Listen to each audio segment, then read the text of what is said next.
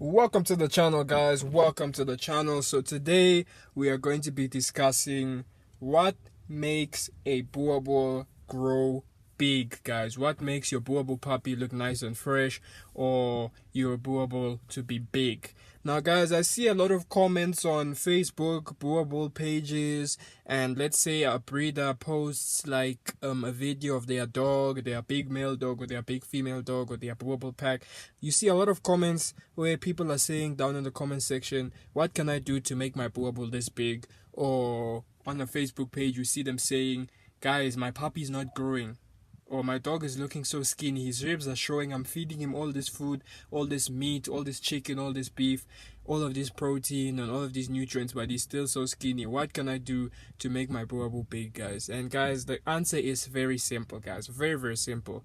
Look, at the end of the day, guys, we all want a big dog, right?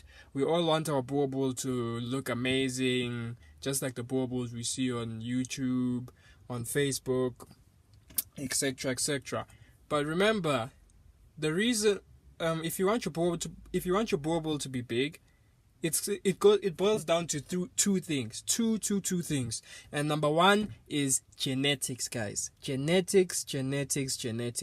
You can have all of the food in the world, your beef. You can give your dog full cows. You can give your dog ribs. You can give your dog tripe. You can give them whatever. You can give them whatever you want. All the meat, all the fats and oils, they will not grow big. You know why? Genetics is important, guys. Genetics. So how I would put it is that it's 50% genetics and then 50% of food. So food is 50%, genetics is another 50%, guys. Because also, if you want your dog to be big, it's about the quality of the food that you are giving your dog, guys. It's not just about feeding your dog just for the sake of feeding it or giving your dog the cheapest dog food at the supermarket. No, you have to look at the nutrients, the calcium levels, the protein levels, the fats levels, all of those, difficult words, those difficult ingredients that we can never pronounce, that we know, but we know that's in our dog food. You guys know them. I don't need to say them. But yeah, it's 50% food and 50% genetics, guys. And when you buy a puppy, guys, you should look at the parents of the puppy, because the puppy is going to turn out like similar to his parents. Really and truly, the mother and the father. And it's not just about having one big male and then having a tiny female. No, it's about consistency. If you want consistency and you want to guarantee that your puppy is going to look like this, you have to look at the father and the mother. Most definitely. You don't just buy a puppy and then hope it turns out like the big Boerboel you saw on YouTube that's 200 pounds. No. You have to look at the father, look at the mother, and then you say, okay, and then you look at them, then you say, okay, do I want my dog, when my dog is big, do I want it to look like this dog? If you want it to look like that, then you purchase. But you must always look at the puppies, guys. You should always look at the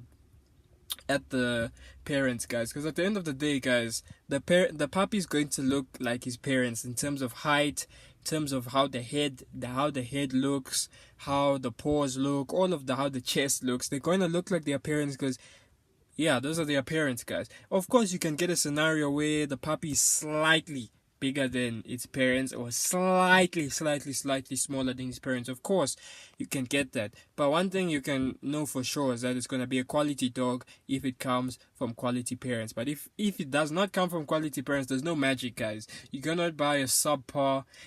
You cannot go buy a puppy from someone that has got one big male and then a tiny female dog.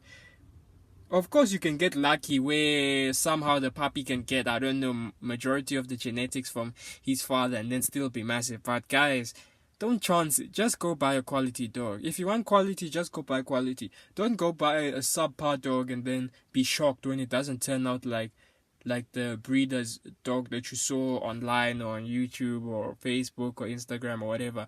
At the end of the day, guys, if you want quality, you have to pay for quality, guys, because quality is not cheap. And depends what part of the world you're in. But guys, if you're paying, let's say in America, right, you want to buy a Boerboel. These Boerboels, they go for around 3,500, 4,000, 4,000, 5,000. They go between 3,500 US dollars all the way up to 5,000 US dollars. That's the average you'd pay for purples. That's average. Of course, you see some people, if it's a really top bloodline, maybe you see some breeders selling for 7,000 US dollars, 8,000 US dollars, maybe some even 10,000 US dollars. That's America. Here in South Africa, where the Boer bulls originate from, you can see Boer bulls going. You can see Boer bulls going for.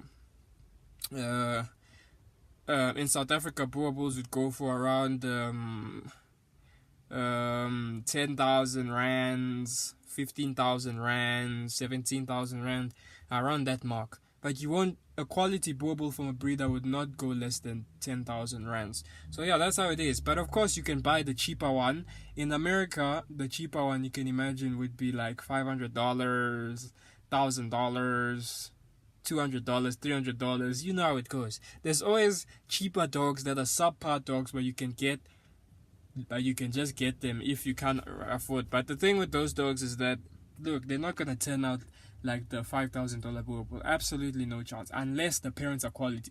Of course, there are scenarios where you can get lucky and an individual has got a quality dog and he's selling them for $1,000. But at the end of the day, guys, you have to remember, taking care of these dogs, it takes a lot of money, guys. The vet bills to food. The food, have you guys seen the price of food in the market, guys? It's not insane, but it's very, very expensive to have these dogs. And these dogs, guys, they can weigh up to 160, 170, 180, 200 pounds. Now, you can imagine how much food they consume with that amount of weight. And now, dog food is expensive. To feed a 200-pound dog food, you need to give him a lot of that food, guys. The bags will just run quick. So that's why breeders also sell dogs at such a price, because you have to remember that we have to cover the costs of the bags of dog food you're gonna buy, the vaccines, the injections, the vet bills. The dog needs to be dewormed and all of that stuff. The dogs need to everything. The dogs need to be well taken care of. You have to buy the right material, clean up. You have to buy your what is that product called now? What is that product called? Oh, I forgot the name, but it's a cleaning product. You have to buy cleaning products because you don't just have dogs lying around. You have to clean up. You have to clean up their mess. You have to sanitize the place because parvo is there. All of those things go together. So if you sell a dog for example, in America, you sell it for $1,000 US dollars or $300 dollars or $200 or whatever, or in South Africa you sell them for like 4,000 rands, 5,000 rands, 2,000 rand. You have to remember, guys, all of those things come together. If you want to buy quality, all of those things have to come together. All of the bills you're going to pay, food, all those things, you have to add on all of those things, and you need to make a profit, guys, because at the end of the day, guys, you cannot be breeding dogs for free. At the end of the day, breeders, remember, if you're a dog breeder, technically you don't have a job, right? Because dog breeding can pay you so much money that you don't need a job, right? All you need to do is breed dogs and you'll be very, very much good. But for you to make a profit, so dog breeding is like a business, guys. You need to make profit. You need a good turnover. If you want a good turnover, you can't just sell the dogs for less than your expenditure. You have to look at your expenditure and say, okay, I spent this much, the dog is valued this much, so I'm gonna sell for this much. You can't just sell for $1,000 and then your expenses are like $2,000 or $3,000. You see what I mean? So that's why breeders charge the way they do. But if you want quality, you buy from quality. If you want a subpar dog or you want a cheaper dog, you can go buy from someone that's selling the dogs for cheap, no problem. But when your dog is not as big, don't go on Facebook pages and then ask, why is my dog not growing this big? Why is my dog not growing this big? Why are you feeding your dog that I'm not feeding my dog? At the end of the day, guys, it comes down to genetics. Yes, it is food. It's 50% food. In my opinion, it's 50% food and 50% genetics. Because you can have all the food in the world.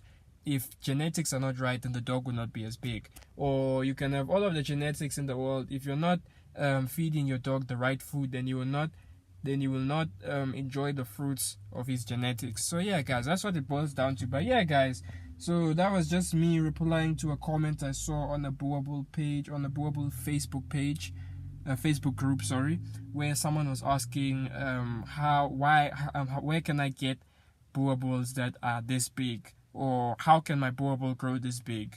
Because look, guys, at the end of the day, not many people know that about genetics and all of that stuff. So yeah, guys, that's just an explanation, guys. So if you want quality, go buy from quality. If you want a cheaper dog, then be prepared to have your dog not looking as good as the other dogs on the market. But yeah, guys, thanks for watching.